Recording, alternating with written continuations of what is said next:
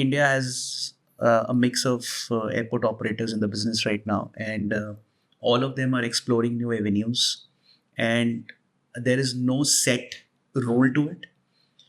There's a geographical context behind it. What may succeed in southern India may not succeed in northern India, as to what may succeed in eastern part of the country may not succeed in the western part of country. And as I say that, there's a huge mix of the user experience that comes into the picture, the stakeholders, how the airlines react to it, how the passengers react to it, and largely, though people are happy in terms of that there is a commercial side to it, but as designers we also feel that there is a, a thin line that is there between too much of commercial and a fine passenger experience that we are drawn to an airport. And that thin line is quite difficult to be identified, because when you overdo it, you overdo a lot of other things. As an architect, why I love airports is I love aircrafts. I love flying. If I was not an architect, I would have rather been a pilot. I was close to being enrolled as a pilot. That's interesting. Yeah. So I still remember those days. And for me, airports is all about aircrafts, soaking in that feeling that you're getting onto the journey. You read about these airports by Norman Foster, Richard Rogers. The stories will always be about the passion for flying, the new aircrafts. How do you see the livery of the plane? How do you see what color of the aircraft is? But are we forgetting those things in today's time? And that is because of the pressure of the commercialization or the monetization. Well, that is important. That is how we survive. We're not taking away from that. But that's the thin line that we have to identify and clearly create it as a barrier for us that we're not going to overdo it.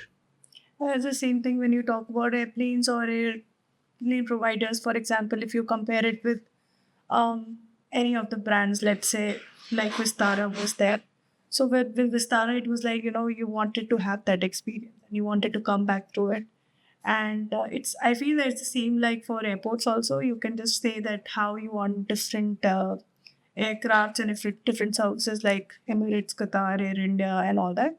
And then coming on to Vistara and maybe then comparing it to different cities of India, it's what the experience is all about. It varies with different channels.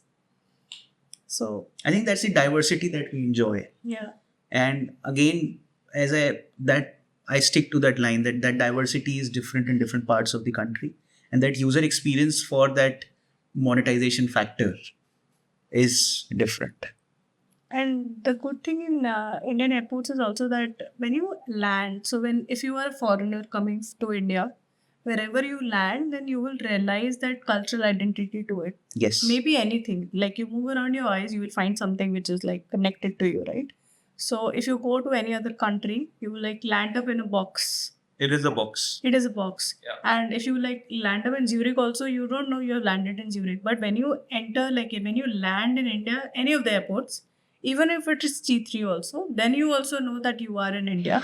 It's not about what you're seeing outside, it's about the experience you get in the terminal, right? It's good experience that we are giving as a cultural identity to the country.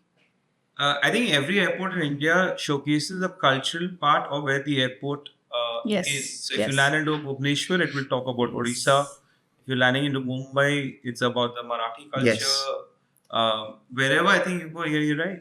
Never saw that. When you're talking about Zurich Airport, I was just concrete. No, I was just going through Milan. Yeah. That's one airport I've visited a lot. Frankfurt, Zurich, London, All Heathrow. is same. It's a box. Yeah, you don't get to know anything You much go about. you go to Terminal 5 London, it's the same. You go to Virgin Atlantic Terminal, it's the same. You go to Madrid, it's the same. You go anywhere, it's just you land up somewhere. Even when I went to San Francisco, it was just we landed somewhere which I could not relate. I could relate to the earlier events that we had in the country, like one day jo abhi hai was earlier like that.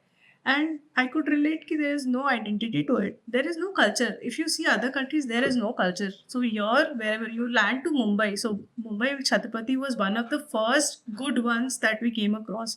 But when you walk around it with the modern identity, the culture comes in so well.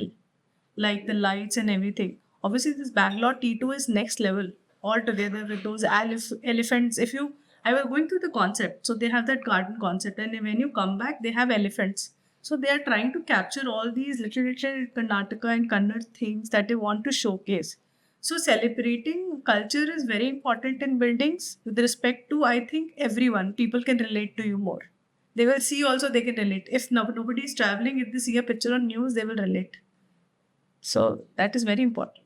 Why do you think it's that this percolated so well in India and the world hasn't done something about it as much? I think we've embraced it. I would use the word embracing it, because we've respected it and accepted it in a way that it we belong to it, rather than it being forced upon us. Another point is that in the West they didn't have that rich a cultural inference to their They have more of a yeah, bloody history. than this cultural thing. Yeah. But at the same time, when we talk about our country, that's a beautiful part of it, that we there's so much in our history and roots, and if we decide to embrace it,